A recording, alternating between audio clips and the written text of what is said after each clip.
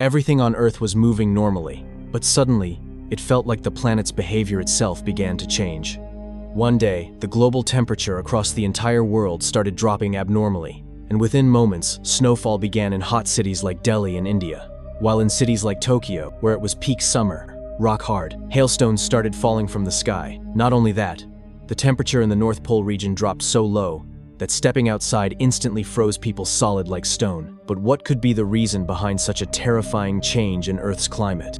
To find the answer to this mystery, a scientist named Jack steps forward. Alone, he begins trying to save the planet from this disaster. But the task is far from easy. Along the way, he faces situations intense enough to take anyone's breath away.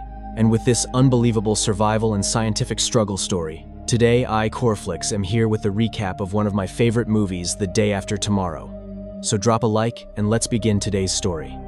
The movie opens in a frozen region of Antarctica, where two climate scientists are cutting into the ice to collect research samples. They work very carefully, because even a small mistake could earn them a serious scolding from their boss. Meanwhile, a short distance away, inside a temporary lab set up in a vehicle, their boss Jack is busy analyzing the samples.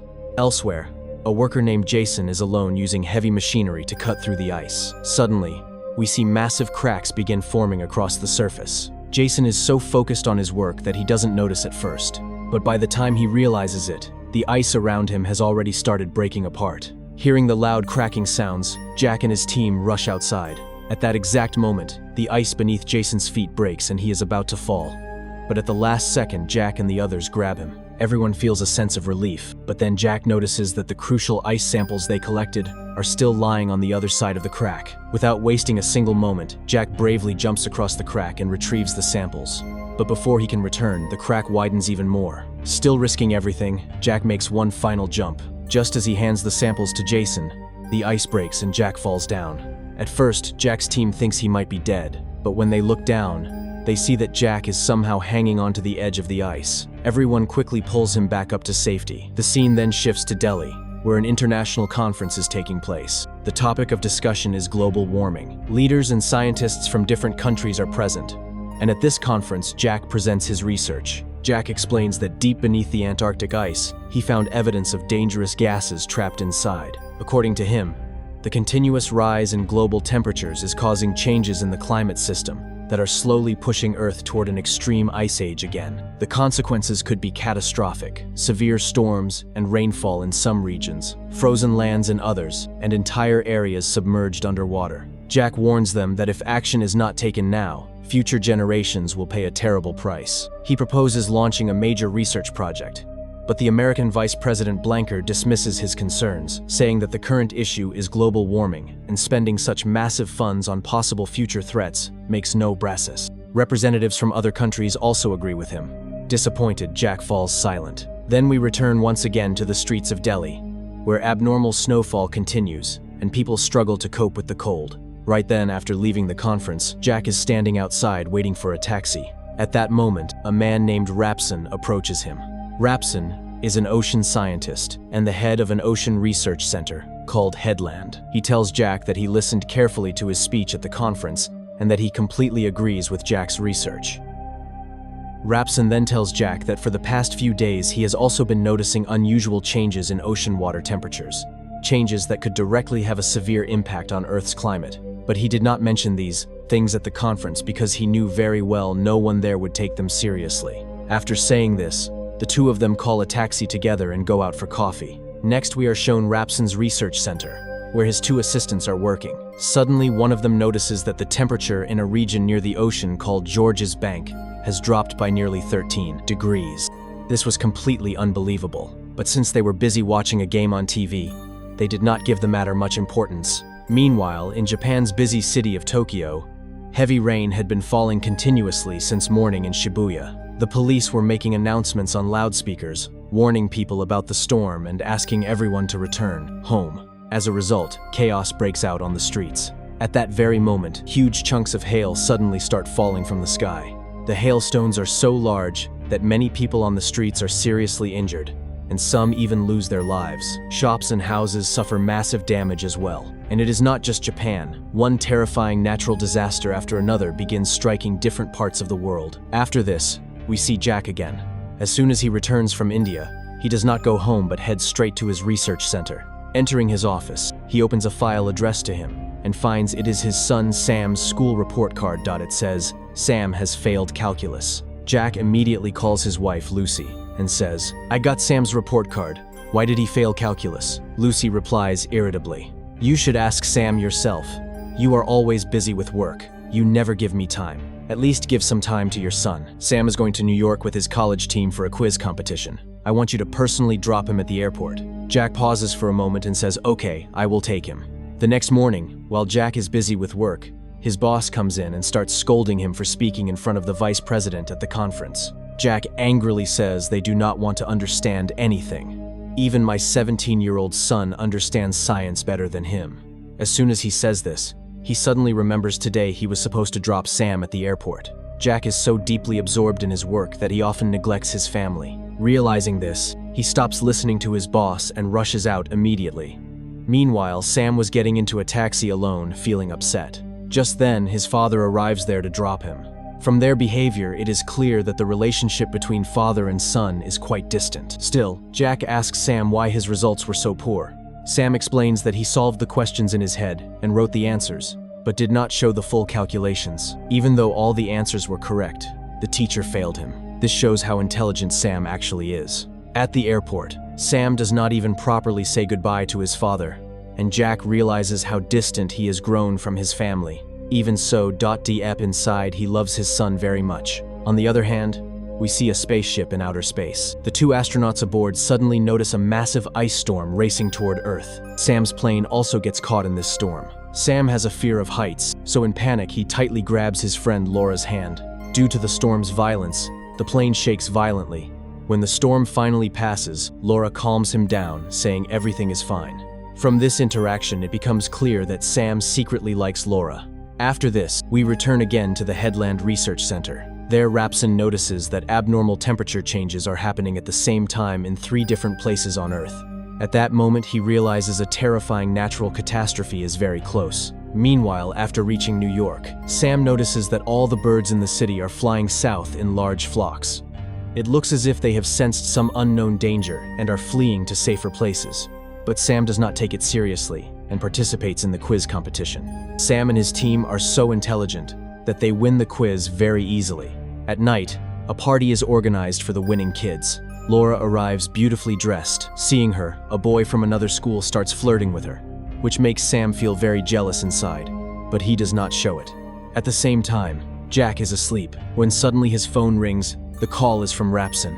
Rapson tells Jack on the phone that what Jack talked about at the Delhi conference regarding the Antarctic ice layers and climate changes, those things have truly started happening. At first, they thought there was some error in the machines, but even after replacing 4 machines one after another, the results kept coming the same. That is when they realized the problem was not with the machines, the problem was with the Earth itself. Rapson says in a terrifying voice, "The Earth is rapidly cooling and heading toward being completely covered in ice." Jack says in shock, "Such a change in Earth's climate has never been seen in the last 10,000 years. While talking, Rapson looks outside and sees a severe storm has already started. Meanwhile, Jack rushes to his boss. He wants to create a model through which future weather can be predicted in advance. But for this work, he needed his boss's permission. Unfortunately, his boss does not give any permission.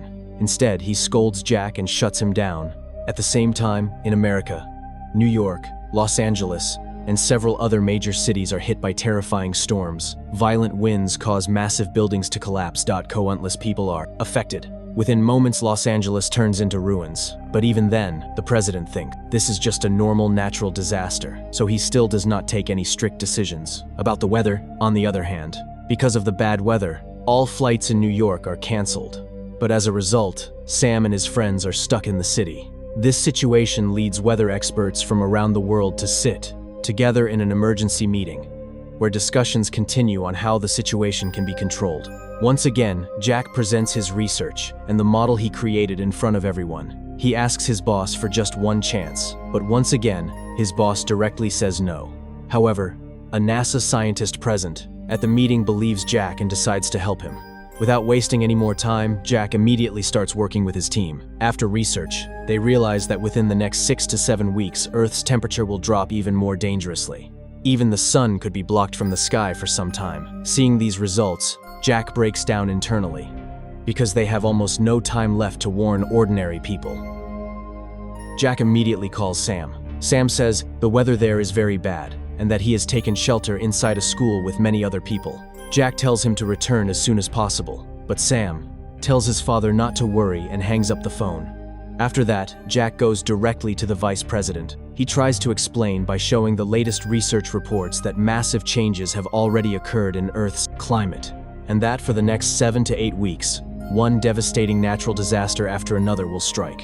The vice president had earlier said that if something like this were to happen, it would take at least 200 years. Jack says this is exactly what is most terrifying, because it is not happening in the future, it is happening right now. Every city in this region needs to be evacuated, but unfortunately, the vice president once again ignores him and walks away. To him, everything still feels like a normal disaster. Meanwhile, Sam and Laura go to a museum with the boy Laura likes. There they see a several hundred-year-old picture of an elephant that had suddenly frozen to death while eating its food. Seeing this, none of them can believe it.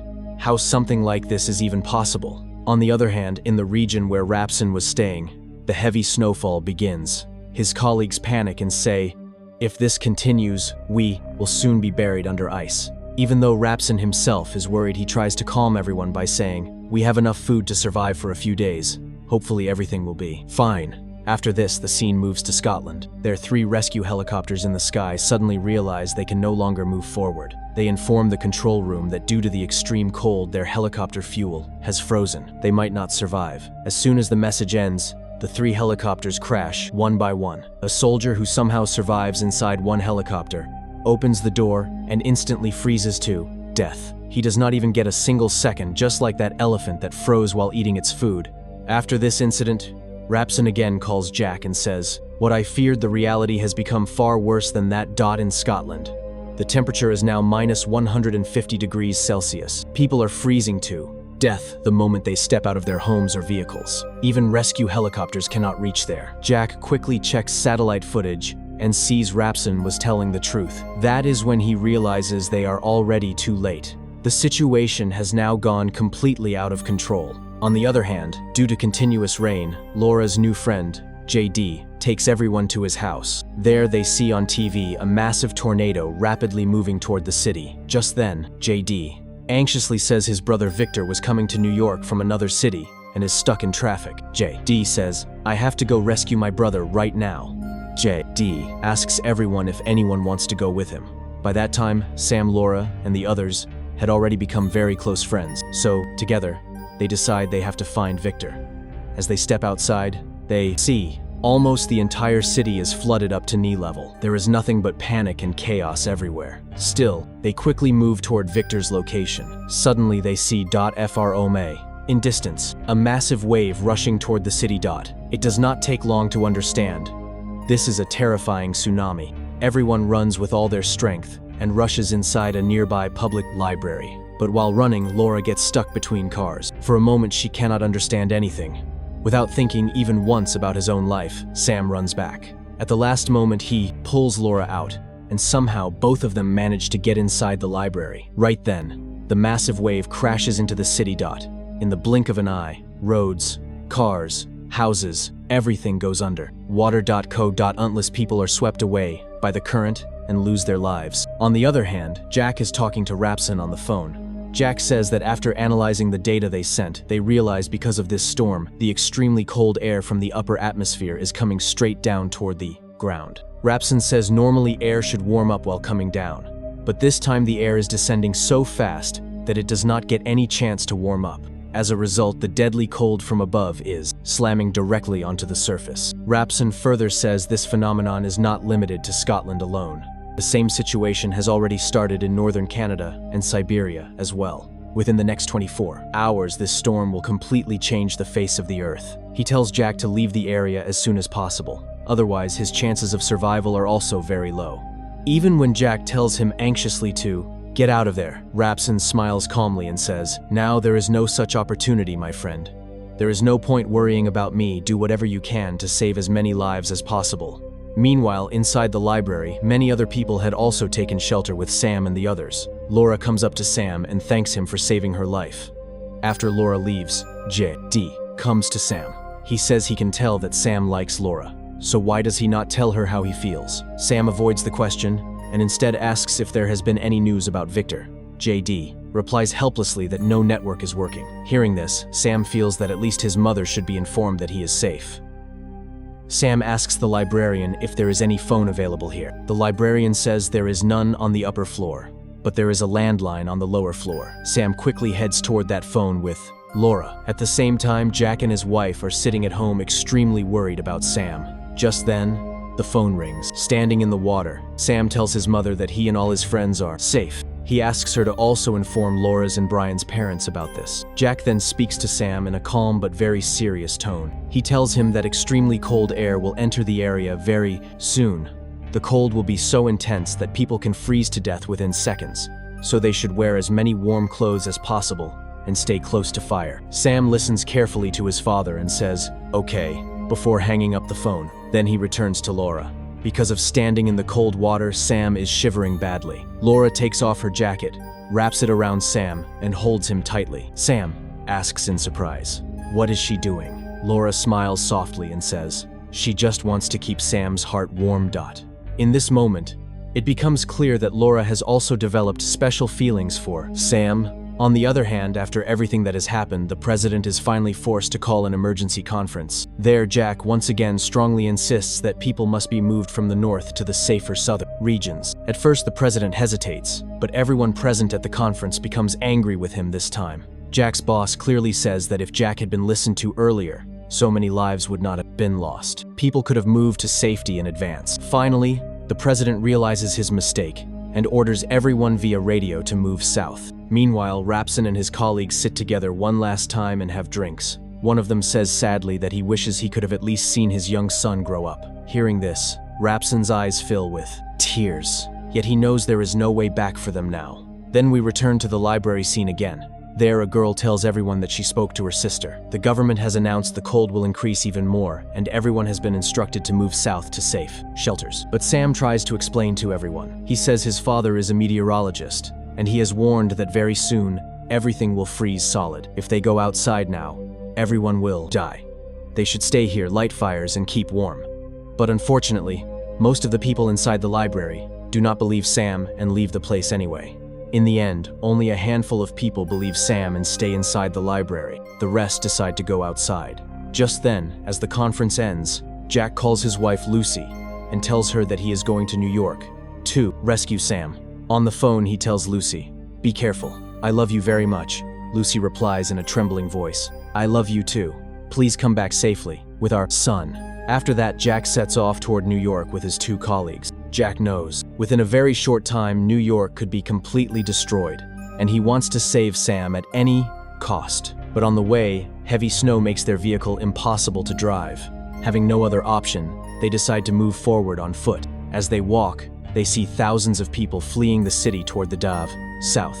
And at the same time, they themselves are moving north with almost impossible hope.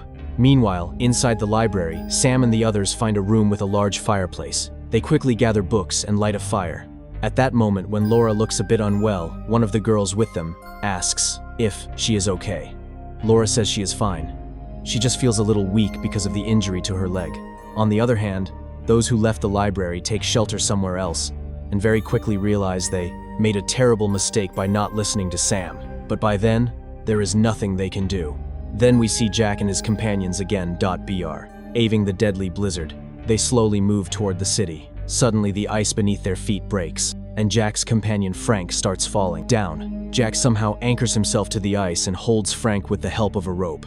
The other companion, Jason, desperately tries to pull him up, but then they realize they are actually standing on the roof of a shopping mall, and the structure below is slowly collapsing. As the situation becomes terrifying, Frank himself starts cutting his rope. Even though Jack tries to stop him, Frank says, if giving his life means the others can survive, then that is the best choice. Saying this, Frank sacrifices his life. The incident breaks Jack from the inside. He starts feeling that Frank died because of to him. Then Jason encourages him and says, in such a situation he would have done the same.